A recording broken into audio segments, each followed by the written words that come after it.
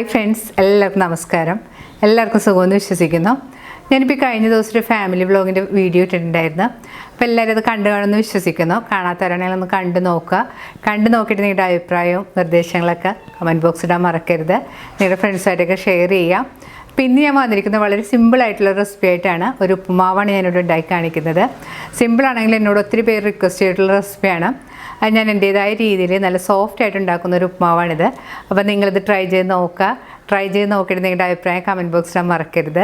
നിങ്ങളുടെ ഫ്രണ്ട്സായിട്ടൊക്കെ ഷെയർ ചെയ്യുക. അപ്പോൾ നമുക്ക് ഈ ഉപ്പുമാവ് ഉണ്ടാക്കാൻ തുടങ്ങാം.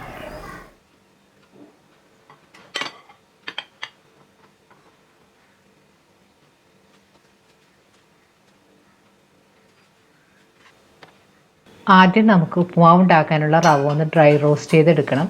അതിനായിട്ട് ഞാനിവിടെ ഒരു പാൻ ചൂടാക്കാൻ വെച്ചിട്ടുണ്ട്. പാൻ ചൂടായിരുമ്പോൾ അതിലേക്ക് നമുക്ക് 1 കപ്പ് റവ ഇട്ട് കൊടുക്കാം.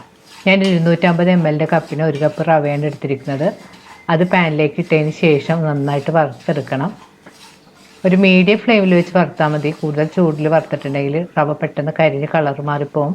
റവയുടെ കളറൊന്നും മാറേണ്ട ആവശ്യമില്ല. 4 തൊട്ട് 5 മിനിറ്റ് വരെ ഒരു മീഡിയം ഫ്ലെയിമിൽ വെച്ചൊന്ന് വറുത്തെടുത്താൽ മതി.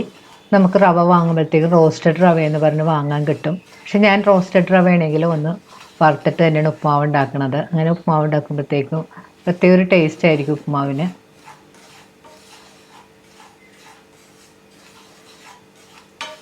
റവ വറുക്കാൻ തുടങ്ങിയിട്ട് ഒരു 4 മിനിറ്റ് എല്ലാം കഴിഞ്ഞിട്ടുണ്ട്. റവ മൂത്തൊരു നല്ല മണമൊക്കെ വന്നിട്ടുണ്ട്. ഇനി നമുക്ക് സ്റ്റവ് ഓഫ് ചെയ്തതിന് ശേഷം ഇതൊരു പ്ലേറ്റിലേക്ക് മാറ്റാം. ഉപ്പുമാവ് ഉണ്ടാക്കാനായിട്ട് ഞാനിവിടെ ഒരു പാൻ ചൂടാക്കാൻ വെച്ചിട്ടുണ്ട്. പാൻ നല്ലതുപോലെ ചൂടായിരുമ്പോൾ നമുക്കതിലേക്ക് പാകത്തിന് വെളിച്ചെണ്ണ ഒഴിച്ചു കൊടുക്കാം. വെളിച്ചെണ്ണക്ക് പകരമായിട്ട് നമുക്ക് വെജിറ്റബിൾ ഓയിൽ വേണമെങ്കിൽ ഉപയോഗിക്കാം. ഇപ്പോൾ വെളിച്ചെണ്ണ നന്നായിട്ട് ചൂടായി വന്നിട്ടുണ്ട്. ഇതിലേക്ക് നമുക്കൊരു 1/2 ടീസ്പൂൺ കടുക് ഇട്ട് പൊട്ടിക്കാം. കടുക് നല്ലതുപോലെ പൊട്ടി വരുമ്പോൾ ഇതിലേക്ക് 1 ടീസ്പൂൺ ഉഴുന്ന് പരിപ്പും 1 ടീസ്പൂൺ കടലപ്പരിപ്പും കൂടെ ചേർത്ത് കൊടുക്കാം. പരിപ്പ് ചേർത്ത് നന്നായിട്ട് വഴറ്റി കൊടുക്കണം. പരിപ്പൊരു ചെറിയ ബ്രൗൺ കളറായെന്നവരെ നന്നായിട്ട് വഴറ്റാം. പരിപ്പ് ചെറിയൊരു ബ്രൗൺ കളറായി തുടങ്ങിയിട്ടുണ്ട്. ഈ സമയത്ത് നമുക്ക് ഇതിലേക്ക് കുറച്ച് കറിവേപ്പില ഇട്ട് കൊടുക്കാം. ഇനി അതിലേക്ക് ഒരു മീഡിയം സവാള ചെറിയ കഷ്ണങ്ങളായിട്ട് മുറിച്ചതും 2 പച്ചമുളക് വട്ടത്തിൽ അരിഞ്ഞതും ഒരു ചെറിയ കഷ്ണം ഇഞ്ചി അരിഞ്ഞതും കൂടെ ചേർത്ത് നന്നായിട്ട് വഴറ്റി കൊടുക്കാം.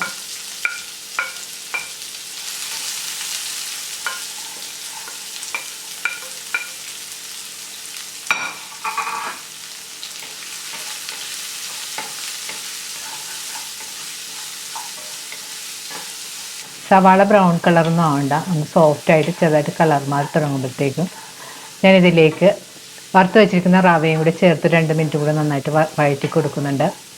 നമുക്ക് ഉപ്പുമാവ് പല വിധത്തിലും ചെയ്യാം. ആദ്യം വെള്ളം ഒഴിച്ചിട്ട് അതിലേക്ക് റവ ചേർത്ത് കൊടുത്ത് ഞാൻ ഇടയ്ക്ക് ചെയ്യാറുണ്ട്. പക്ഷേ ഇങ്ങനെ നമ്മൾ ചെയ്യുമ്പോഴത്തേക്കും റവയും സവാളയെല്ലാം കൂടെ ഒന്ന് നന്നായിട്ട് വഴന്ന് അപ്പം അതിൻ്റെ ടേസ്റ്റും ഒക്കെ റവയിലേക്ക് പിടിച്ച് കിട്ടും. 2-3 മിനിറ്റ് ഒന്ന് നന്നായിട്ട് വഴറ്റി കൊടുക്കണം. ഇനി ഇതിലേക്ക് നമുക്ക് പാകത്തിനുള്ള ഉപ്പുപൊടിയും കൂടി ചേർത്ത് കൊടുക്കാം. ഉപ്പുപൊടി ചേർത്തതിന് ശേഷം വീണ്ടും ഒന്ന് നന്നായിട്ട് മിക്സ് ചെയ്ത് യോജിപ്പിക്കാം. ഇനി നമുക്ക് റവയിലേക്ക് വെള്ളം ചേർത്ത് കൊടുക്കണം. നമ്മളിവിടെ ചേർക്കുന്നത് ചൂടുവെള്ളമാണ്. 1 കപ്പ് റവക്ക് 2.5 കപ്പ് വെള്ളമാണ് ഞാനിവിടെ ചേർത്ത് കൊടുത്തിരിക്കുന്നത്.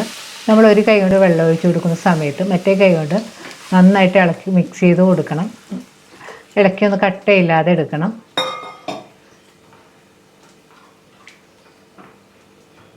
വെള്ളം ചേർത്തതിന് ശേഷം നന്നായിട്ട് മിക്സ് ചെയ്ത് കൊടുക്കുക. റവ ഒന്ന് തിക്കായി വരുന്നവർ കൈ കൊണ്ട് നന്നായിട്ട് ഇളക്കി കൊടുക്കണം. ഇപ്പോൾ റവ നന്നായിട്ട് കുറുകി വന്നിട്ടുണ്ട്. ഈ സമയത്ത് ടേസ്റ്റ് ചെയ്ത് നോക്കിയിട്ട് പാകത്തിനുള്ള ഉപ്പും കൂടി ചേർത്ത് വീണ്ടും നന്നായിട്ട് മിക്സ് ചെയ്ത് കൊടുക്കാം.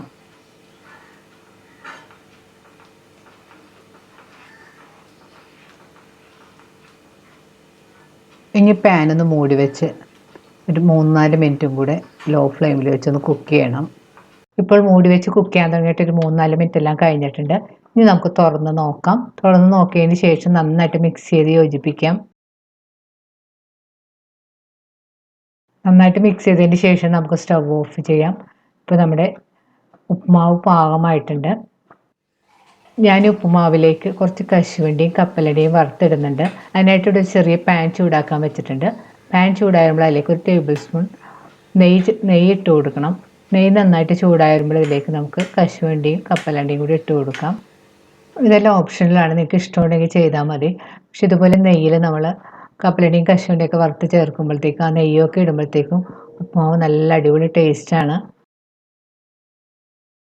ഇപ്പോൾ കശുവണ്ടിയും കപ്പലണ്ടിയും മൂത്തൊരു ചെറിയ ബ്രൗൺ കളറായി വന്നിട്ടുണ്ട്. ഈ സമയത്ത് നമുക്ക് സ്റ്റൗ ഓഫ് ചെയ്യാം. ഇനി വറുത്തെടുത്ത ഇൻഗ്രീഡിയൻസ് നമുക്ക് റെഡിയാക്കി വെച്ചിരിക്കുന്ന ഉപ്പുമാവിൻ്റെ മുകളിലേക്ക് ഇട്ട് കൊടുക്കാം. ഇതിലേക്ക് ഞാൻ അരിഞ്ഞു വെച്ചിരിക്കുന്ന കുറച്ച് മല്ലിയിലയും കൂടി ചേർത്ത് കൊടുക്കുന്നുണ്ട്. അതിനുശേഷം നന്നായിട്ട് മിക്സ് ചെയ്ത് യോജിപ്പിക്കാം. അവസാനം നമുക്ക് ഇതിലേക്ക് കുറച്ച് തേങ്ങ ചിരവിയതും കൂടി ചേർത്ത് നന്നായിട്ട് മിക്സ് ചെയ്ത് യോജിപ്പിക്കണം. ഇപ്പോൾ വളരെ സോഫ്റ്റും നല്ല ടേസ്റ്റിയായ നമ്മുടെ ഉപ്പുമാവ് റെഡിയായി കഴിഞ്ഞാൽ ഈ ഉപ്പുമാവ് നിങ്ങൾ ചൂടോടെ കഴിക്കുന്നതാണ് ഏറ്റവും കൂടുതൽ ടേസ്റ്റ്. തണുത്ത് കഴിയുമ്പോൾ അതിൻ്റെ ടേസ്റ്റൊക്കെ കുറച്ച് കുറയും. അപ്പം നമ്മൾ എപ്പോഴും ചൂടോടെ കഴിക്കാൻ ശ്രദ്ധിക്കുക. റെഡിയായ ഉപ്പുമാവ് ഒരു സർവിങ് പ്ലേറ്റിലേക്ക് മാറ്റാം. ഞാനൊരു ബൗളിലാക്കിയിട്ടാണ് പ്ലേറ്റിലേക്ക് ഇട്ടത്. അപ്പോൾ ഒരു നല്ല ഷേപ്പൊക്കെ കിട്ടും. ഈ ഉപ്പുമാവ് നമുക്ക് ചൂടോടുകൂടി കറികൾക്ക് കൂട്ടിയോ അല്ലെങ്കിൽ വെറുതെ പഞ്ചസാരയിട്ടോ പഴം കൂട്ടിയോ ഒക്കെ കഴിക്കാവുന്നതാണ്. വളരെ ടേസ്റ്റി ആയിട്ടുള്ളൊരു റെസിപ്പിയാണിത്. അപ്പോൾ നിങ്ങളിത് ട്രൈ ചെയ്ത് നോക്കുക. ട്രൈ ചെയ്ത് നോക്കിയിട്ട് നിങ്ങളുടെ അഭിപ്രായം കമൻറ്റ് ബോക്സിൽ ഇടാൻ മറക്കരുത്. നിങ്ങളുടെ ഫ്രണ്ട്സായിട്ടൊക്കെ ഷെയർ ചെയ്യുക. വീണ്ടും ഇതുപോലുള്ള നല്ല അടിപൊളി റെസിപ്പി ആയിട്ട് നമുക്ക് കാണാം. താങ്ക്